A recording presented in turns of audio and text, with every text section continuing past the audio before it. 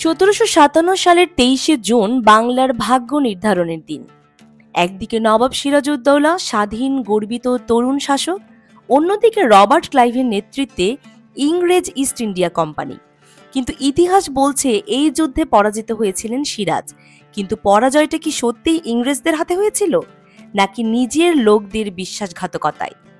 মাত্র 23 বছর বয়সে নবাব হন সিরাজউদ্দৌলা।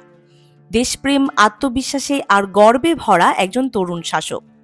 ইংরেজরা তখন ব্যবসার নামে বাংলার রাজনীতিতে নাক গলাতে শুরু করেছে।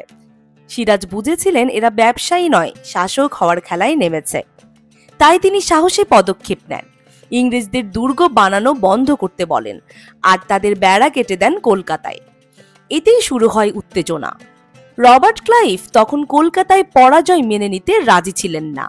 তিনি বুঝলেন যুদ্ধ দিয়ে নয়, কৌশল দিয়ে জেতা সম্ভব। তাই শুরু করলেন গোপন চক্রান্ত।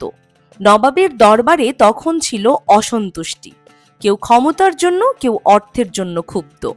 এই সুযোগেই ক্লাইভ যোগাযোগ করেন নবাবের সেনাপতি মীর জাফরের সঙ্গে। মীর জাফর ছিলেন নবাবের সেনাপতি ঘনিষ্ঠজন, কিন্তু ক্ষমতার লোভে তিনি নিজের দেশ, নিজের প্রভুকে বিক্রি করলেন। ক্লাইভ তাকে প্রতিশ্রুতি দিল, যুদ্ধ জিতলে তুমি হবে বাংলার নবাব। এই এক প্রতিশ্রুতিতেই বদলে গেল ইতিহাসের ধারা। 1757 সালের সেই সকালে সিরাজউদ্দৌলা যুদ্ধক্ষেত্রে উপস্থিত। তার পাশে প্রায় 50,000 সৈন্য, আর ক্লাইভের সৈন্য সংখ্যা মাত্র 3,000। সংখ্যায় নবাব এগিয়ে, কিন্তু যখন যুদ্ধ শুরু হলো মীর জাফর ও তার বাহিনী নড়লেনই না। তারা দাঁড়িয়ে রইলেন দর্শকের মতো।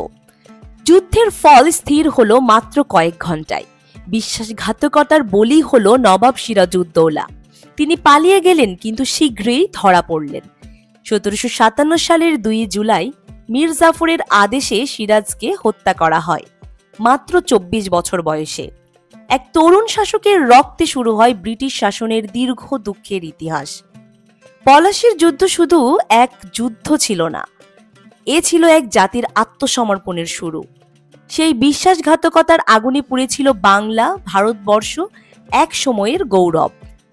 ইতিহাস আজও প্রশ্ন করে, সিরাজ হেরেছিলেন ইংরেজদের কাছে না নিজের লোকদের কাছে? একজনের লোভ এক জাতির পতন, আর সেই পতনের ফল ভোগ করেছিল প্রজন্মের পর প্রজন্ম। ইতিহাসকে জানতে হলে এমন গল্প জানা জরুরি। যদি ভিডিওটি ভালো লেগে থাকে তাহলে আমাদের চ্যানেল সোশ্যাল উইন্ডোতে সাবস্ক্রাইব করুন আর পাশে থাকা বেল আইকনটি অন করে রাখুন, যাতে পরবর্তী ইতিহাস ভিত্তিক ভিডিও আপনি সবার আগে দেখতে পান।